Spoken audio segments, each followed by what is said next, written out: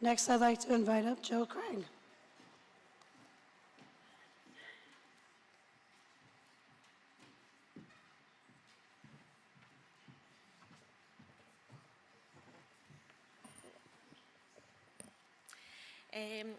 Thank you for inviting me along today, and I'd like to welcome you to my beautiful country. A little bit background about myself. I am a nurse, and my background is in cancer and palliative care, previous for the last 20 years. However, this all changed 2 years ago, in 2016, with the inspirational work of Gordon Aikman, and I am one of the new nurses that came into post after Gordon's hard work.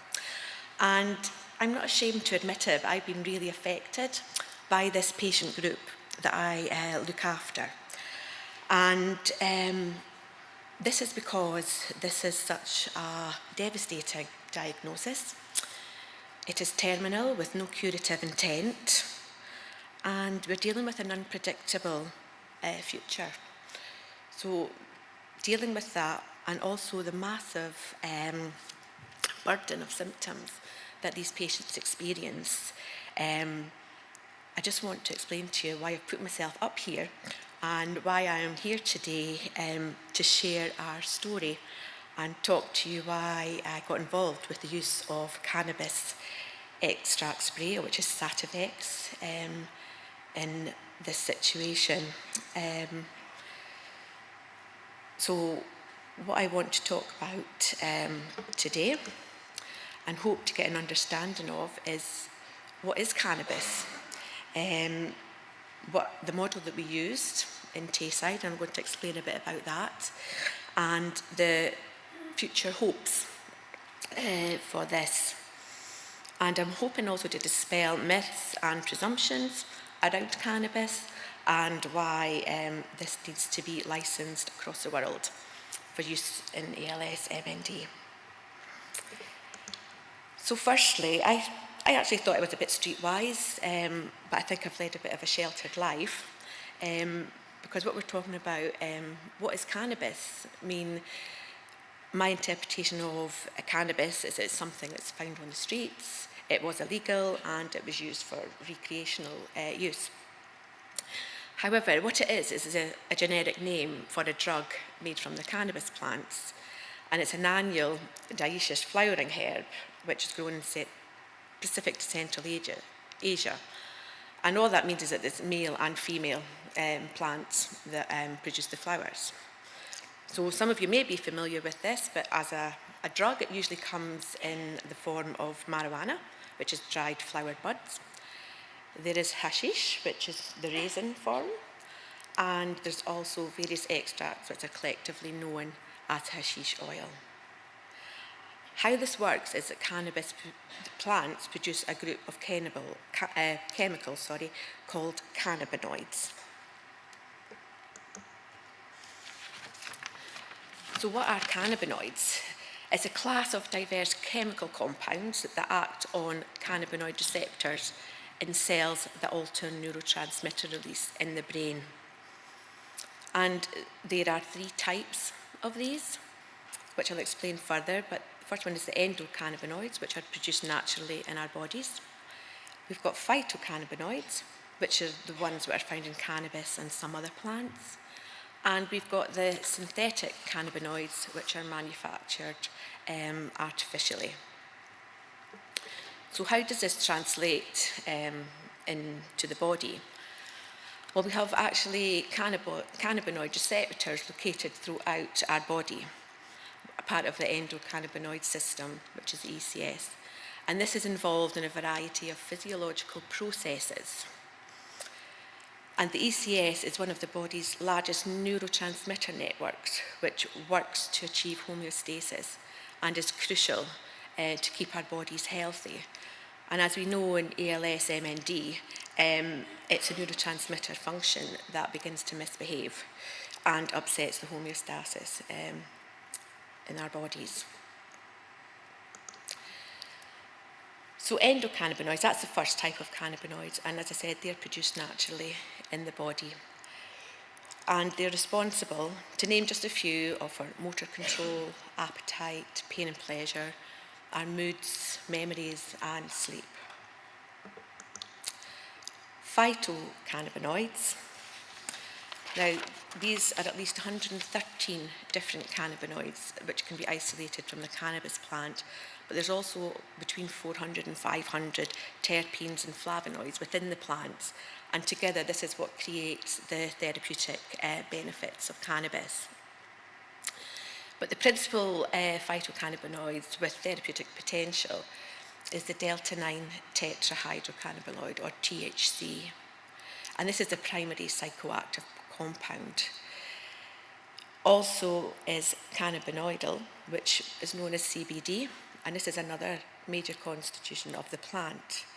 And this, some people may be familiar of, that you can buy on the high street and from health food shops.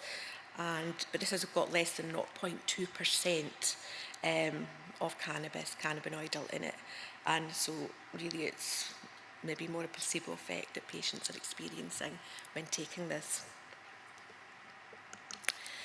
The synthetic cannabinoids, as you may know, are manufactured artificially, and the one that's licensed in the UK but not in MND and only for MS under special prescription is Sativex. And this is a whole plant extract of the cannabis, and it's blended into a 1-to-1 ratio of THC and CBD. Bedrocan is actually a contractor. Anyone from the Netherlands might be familiar with this, and they have a license with the Netherlands government to produce medicinal cannabis. This produces a raw herb of cannabis, however it has varying ratios of THC to CBD. So in some places in the world, or actually quite a few now, medicinal cannabis is legalised. This is in the Netherlands, it's now in Canada, Austria, the Czech Republic, Finland, Germany, Israel, Italy, Portugal and Spain, and may be others that I am unaware of. And we know, obviously, that this can work, so why were we as a team having so big issues, and why couldn't we give it to our patients? So, first of all, just a little bit about where we are and how this has come about. I'm a part of NHS Scotland, which is National Health Service in Scotland, and we are part of the United Kingdom, and we are one of the 4 nations affiliated with that. There is Scotland, England, Northern Ireland and Wales. And the NHS provides free healthcare to all at point of referral. So I'm part of NHS Scotland, which, as we've heard before, consists of 14 health boards with just under a population of 5.5 million people. We operate over an area of 30,000, or just under 31,000 square miles, and actually, I'll be corrected, there are now 430 patients living with MND in Scotland, and of that we have 200 new diagnoses each year. Every single patient with MND in Scotland is represented by a care specialist. So where am I? I am in NHS Tayside, which is one of the 14 health boards, and we operate across 4 boundaries within an area of 3,000 square miles. There is Dundee City, which is the urban city where the majority of people live. We have Angus, more rural, North East Fife, and Perth and Kinross. A combined population we look after of just over 400,000 people, and within Tayside we have 57 patients living with MND that we look after. My team I'm involved in, we are based actually at Nine Wells Hospital and Medical School in Dundee, which is one of 5 national centres in Scotland. I think our model is quite unique because although we're based in the hospital, our work is very much nurse-led, and all our care is delivered out in the community in the patients' homes We have a lead consultant neurologist for motor neuron disease, but we also have 5 consultant neurologists attached to the service, and they all have their subspecialties, and they also dabble a bit in MND. We have 2 specialist nurses, myself and my colleague Carolyn, and we both work full-time. And we have a myriad of multidisciplinary professionals across the 4 localities, which, because we all work separately and different, however, we have close ties and contacts with them. So where did this passion for cannabis develop, really? Because this has been going on since I came into post, nearly 3 years in April now. I took over this gentleman's care, this specific one, that triggered this behaviour in myself, that he was 57 years old and had been diagnosed 18 months earlier. However, on reflection, he had had symptoms since just after his 50th birthday. So for 7 and 8 years, he had been complaining of pain, stiff limbs, involuntary movements, difficulty moving, and painful spasms. He put it down to playing 5-a-side football and working as a painter and decorator. However, he had a very complex and complicated symptom burden, which all made sense when he finally got his diagnosis of motor neuron disease. In between all that time, over all these years, this impact on his quality of life and his activities of daily living had taken his toll. But what really tipped us over is when he had an incident when he was out eating with his family. He had a really severe episode of bulbar spasticity. And this is labelled as, could be sudden spasms in the laryngeal, pharyngeal or neck muscles. It can cause temporary difficulties in breathing and in speaking and swallowing. Common triggers can be speaking, eating food, yawning or turning your head, moving your neck. And it is very alarming and distressing, and people have explained that they have panic, overwhelmed with anxiety and this fear of dying. And this happened to him, as I said, when he was out with a family meal, when he was eating a piece of steak.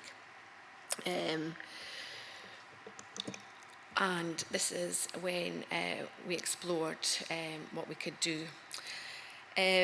Must say, in the background, with all this going on, the NICE guidelines, as Judy had said this morning, are come from England. And we in Scotland don't have any guidelines, but we have adopted these. And they're the only evidence-based guidelines ensure for clinical practice. So we follow them. So what we did was looked at the NICE guidelines, and the recommendations for his complex symptom burdens was for pain to have a simple analgesia and add in a non-steroidal anti-inflammatory drug if appropriate. For muscle stiffness, we have 4 drugs to work through, which is baclofen, his first line, moving on to tizanidine, dantrolene and then gabapentin. For his cramps, they had suggested quinine, baclofen, tizanidine, dantrolene and gabapentin. And after all this, then you were to consider referral to specialist service for treatment review. Now with him, we went through each and every step of these guidelines for a 5-month period with no benefit. If anything, it was worse because he had all the side effects of this medication. He was frustrated, it was time consuming, he was losing all respect and faith in the medical system because we were trying all these interventions and nothing happened. Throughout this time, we've got to remember this is a real person with a real life, and the impact and the ability to manage his quality of life was enormous. he had like total pain. He was physical, psychological, and emotionally drained with all this. He was completely preoccupied with these symptoms. He was consumed with this and just couldn't move forward with his life. So through all this, as families do and health professionals do, we were scrabbling our heads, looking around to see what the solution could be, and this solution was cannabis. However, we know it's one of the 50 fundamental herbs of traditional Chinese medicine, and it's been proven to be useful in treating appetite loss, depression, pain, muscular spasticity, excess saliva and weakness. And when I was researching the evidence, there isn't actually much of it. Way back in 2001, Carter and Rosen suggested that cannabis would be a good treatment, a strong antioxidant and neuroprotective benefits, which may prolong cell survival. However, there's no scientific literature or absence of it, of clinical trials to prove the benefit. The problem we had, this is not licensed in the UK for motor neuron disease, only for multiple sclerosis. All anecdotal evidence. A lot of the research out there on cannabis, it does show only maybe the detrimental effects that this can have on patients. The classification of cannabis as well, it is illegal.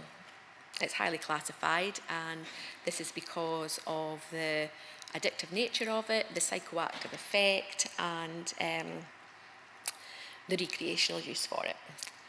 Also public and professional perception of this. And NICE do not recommend its use, as it is not cost effective. And it is very expensive for one bottle, for one little bottle of Sativex. I think it's about nearly £400 for this. So we had to make a plan to do this, and we approached our specialist services. We had worked through all these guidelines, and our specialist service we approached was a specialist palliative care team. And we have frequent discussions within our team, with our consultant especially, as to whether patient care should be led by a neurologist or patient care should be led by specialist palliative care. We've come to the conclusion that it needs to be a collaborative working. So in our model, a patient stays under our consultant neurologist, and we dip in and out of specialist services as we need to be. So palliative care offered to take this on. They reviewed and assessed the patient outpatient clinic. They ensured all the treatment options were tried and recommended by NICE guidelines.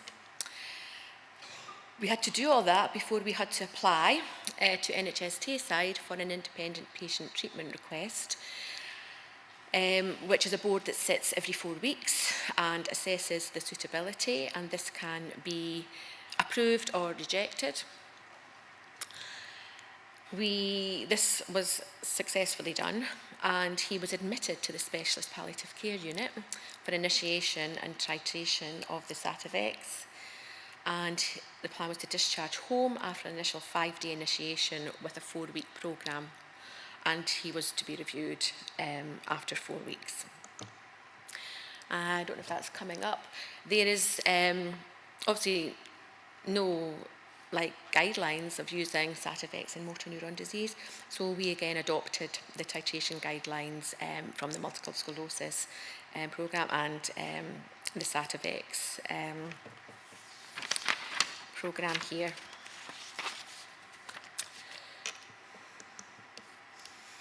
This is also just a little show of the complexities of it. This is just the individual patient treatment request pathway that we had to work through before we could complete the 14-page document to do this.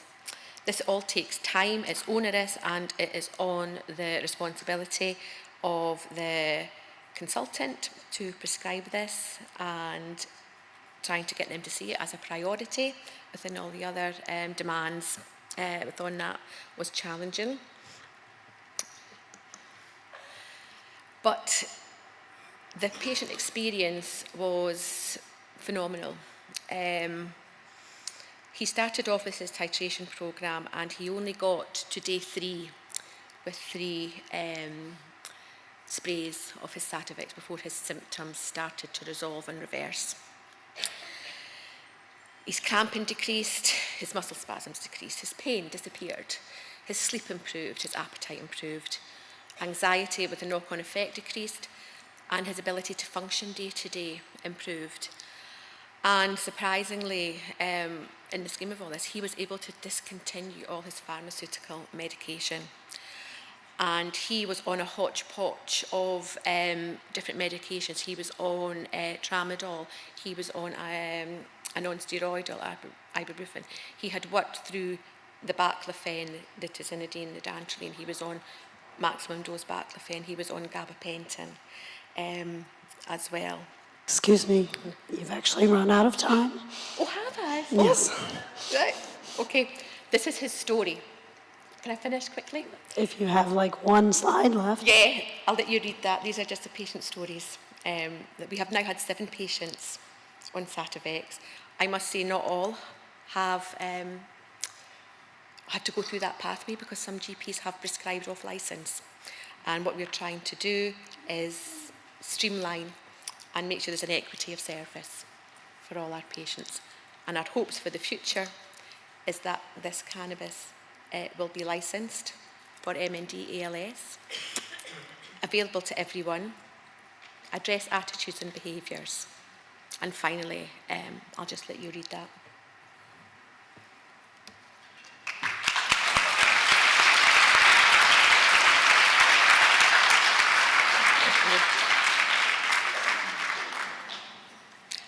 Can I also just say, sorry, yeah, the UK government released on the 1st of November 2018 that they were going to licence cannabis for use on prescription, which means they say patients would be able to receive this.